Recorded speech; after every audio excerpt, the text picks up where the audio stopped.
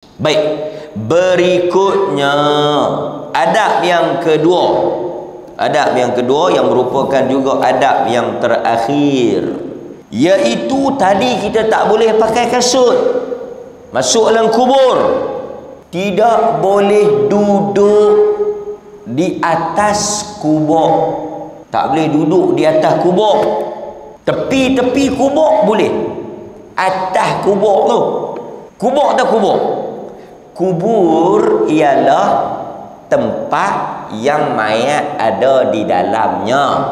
Kalau kita duduk tepi-tepi tu, bolehlah. Jangan naik duduk atas kubur tu. Ni yang aku duduk ni tok wan aku lah ni. Cengeng pelik sangat. Nah, aku duduk atas dia.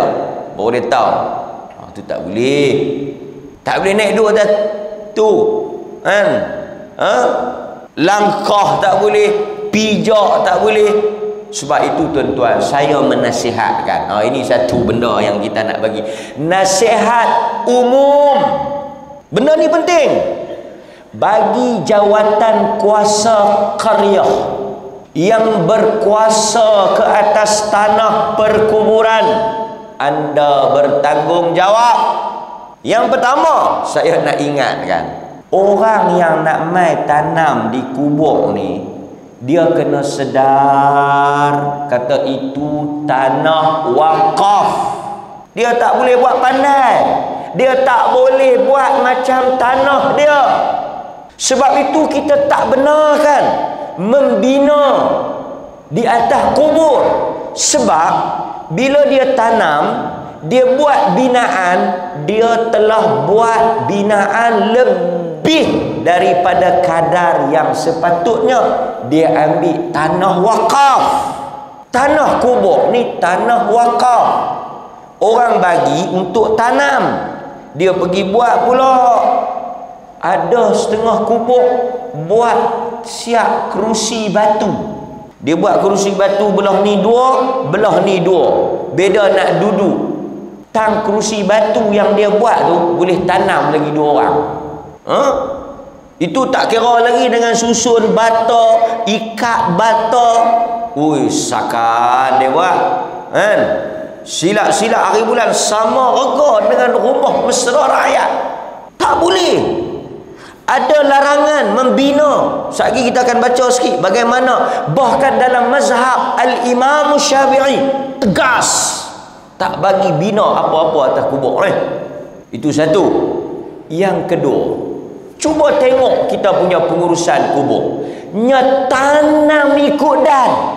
Kok nu dia tanam, kok ni dia tanam, kok nu dia tanam. Jadi bila kita nak masuk, kita nak urus, payah. Nak berjalan payah. Pasal apa yang dia jadi lagu tu? Bekho nak masuk pun tak boleh. Pasal pentadbiran yang lemah atas desakan ahli keluarga ni. Satu.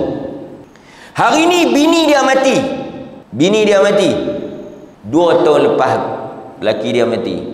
Dia pergi habaq dekat Tok Imam, saya nak tanam dekat. Tok Imam kata tak boleh lah tanam dekat-dekat. Nanti mereka berkelahi. Atas dunia pun mereka duduk berkelahi dah. Kita kena tak jauh-jauh sikit.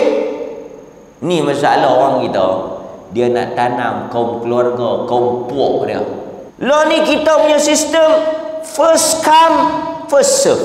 Siapa mati, kita tanam.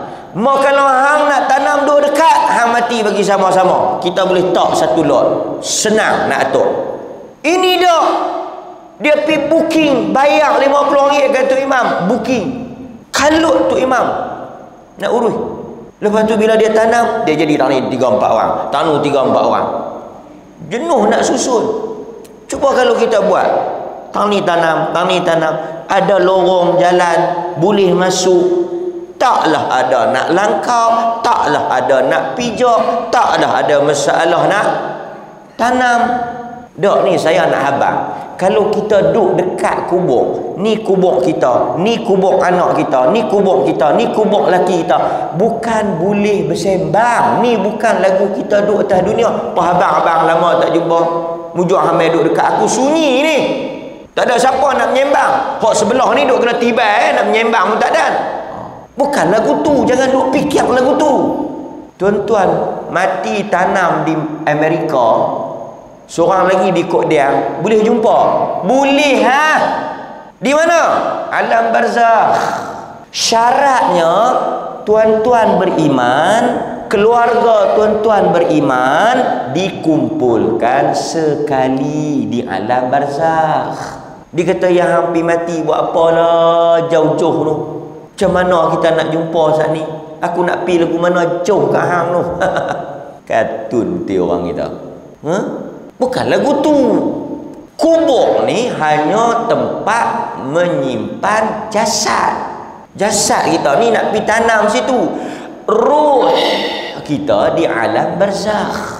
Sebab itu orang yang tak ada kubur pun sebenarnya dia juga dihimpunkan di alam barzakh. So nampak?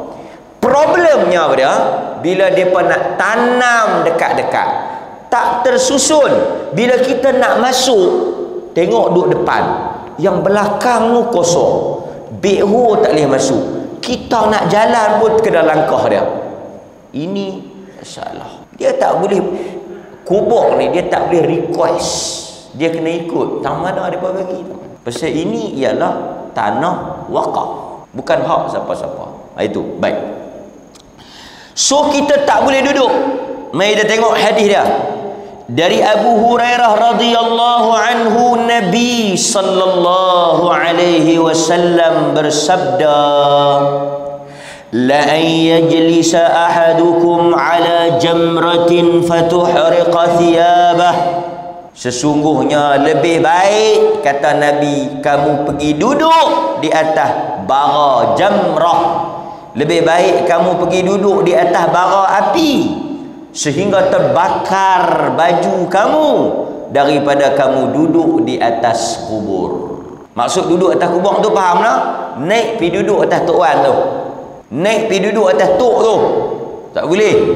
Kalau dia mari, dia duduk tepi-tepi tu, boleh. Kan? Sebab apa boleh? Okey.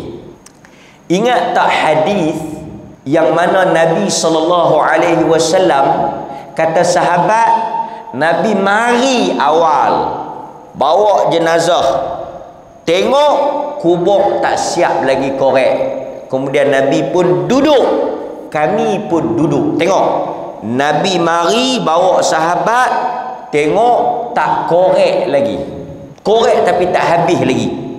Sahabat kata Nabi duduk. Perkataan tu, Nabi duduk. Nabi duduk, kemudian sahabat pun duduk. Dan Nabi ambil kayu, Nabi duduk kuih tanah. Nabi angkat kepala, tengok langit, tengok bawah, tengok langit, tengok bawah. Lepas tu Nabi bagi tazkirah. Yang tu dalil bagi tazkirah di kubur. Tu pun tak reti hala, tu pun tak ketahuan hala. Ada mereka pergi ambil gambar, 2-3 orang ustaz kita bagi tazkirah, dia berkata tu mereka pergi baca talqin pula atas kubur. Ni itulah orang kata, kalau kita tak tahu, kita jangan duk komen. Bagi tazkirah ni sabit dalam hadis. Nabi duduk, kemudian Nabi bagi tazkirah. Nabi kata mintalah pertolongan daripada azab kubur. Sesungguhnya azab kubur ni, Nabi cerita apa semua. Nabi bagi tazkirah. Tazkirah ni bukan wajib, tazkirah ni bukan mesti, cuma kita boleh bagilah tazkirah pada yang hadir macam yang Nabi buat.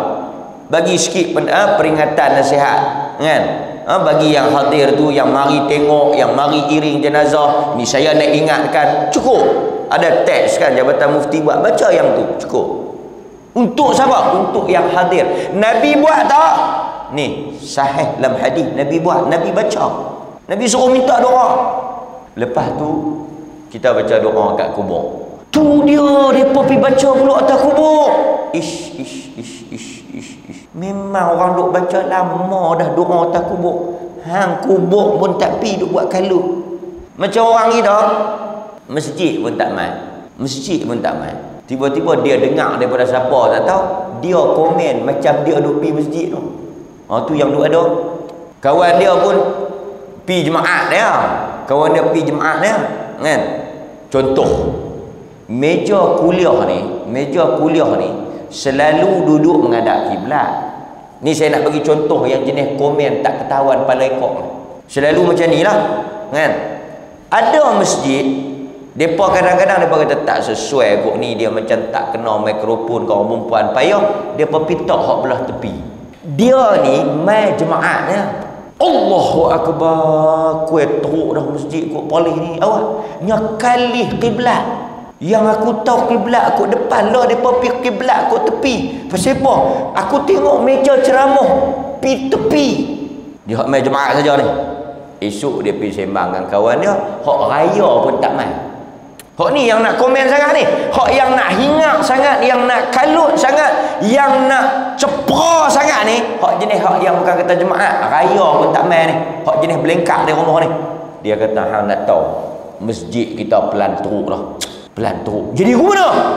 Depa duk sembahyang kali kiblat pula dah. Dia ni kiblat pun tak tahu kok mana. Dia bawa mulut dia cerita habis kok padang nyu ni. Habislah masjid kita, habislah. Ni satu contoh kartun tau, satu contoh kartun. Yang saya nak habaq kadang-kadang manusia mengulas luar daripada pengetahuan dia, luar daripada kejadian sebenar. Dia tengok orang tu duk baca doa, dia kata orang tu, oh ni tengok. Depa kata tak boleh berdoa di kubur, depa pun baca. Ini contoh kan. Baik. So, tak boleh duduk atas kubur. Tepi-tepi tu boleh duduk. Nabi pun duduk. Li ayyajlisa, kita baca tadi. Fatukhlasu ila jildihi khairul lahu min ayyajlisa ala qabrin. Lebih baik daripada dia duduk di atas kubur. Hadis yang diriwayatkan oleh Al-Imam Muslim. Juga dalam hadis yang lain, Nabi SAW menyebut apa? La tajlisu 'alal qubur wa la tusallu ilaiha. Janganlah kamu duduk di atas kubur dan janganlah kamu salat menghadapnya. Nampak? Okey. Itu antara larangan dan adab. Jangan kita duduk dan jangan kita salat menghadapnya.